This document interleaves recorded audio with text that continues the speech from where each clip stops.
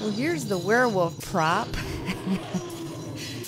in the haunt, and this tutorial is going to show you how he was created.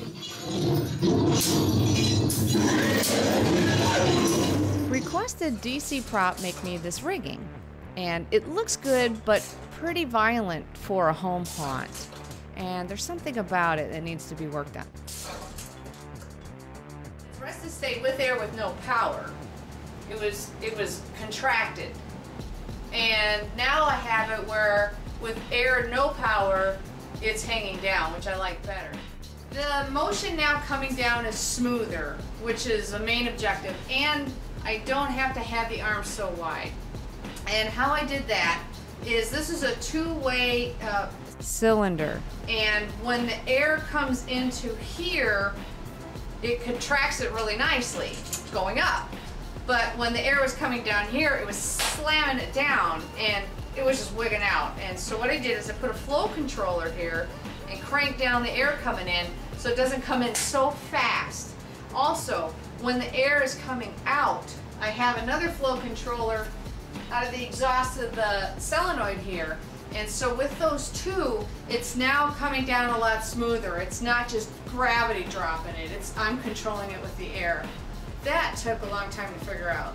But anyway, we're making some progress. He still needs to be scarier, so I'm going to work on his movements a little bit more to make him kind of more fierce, but not fall down to the ground either. So to repeat, the air to have the werewolf slump back down is applied at a slower rate into the cylinder by a flow control valve so it doesn't slam down. It is also assisted by having the exhaust from the lifted werewolf slowed down by another flow control valve at the solenoid. Let's test it out.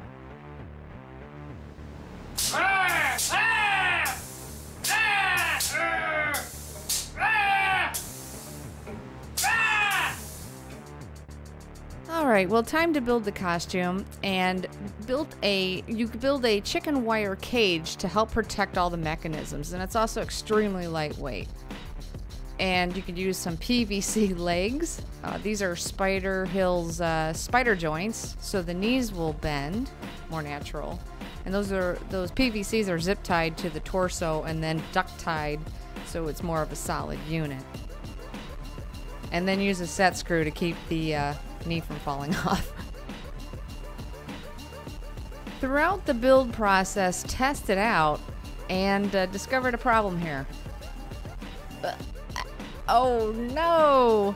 Well, how do you keep that from happening? Let's think.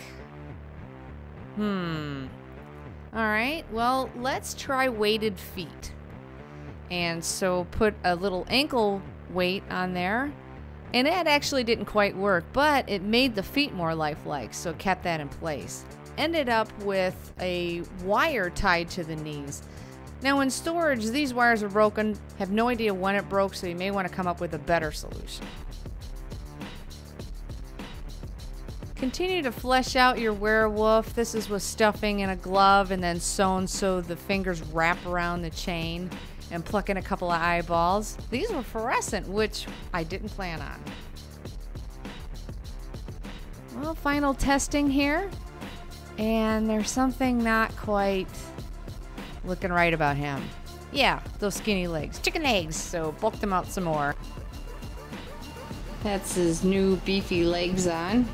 Looks a lot more natural. Glad I took the time to do that. Kind of like stuffing a teddy bear, I guess.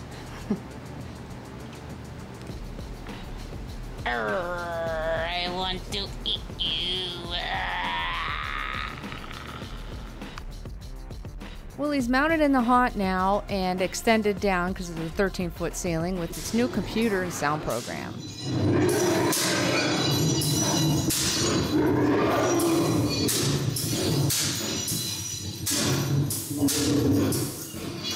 All right, let's see how he looks in the haunt with the lights off.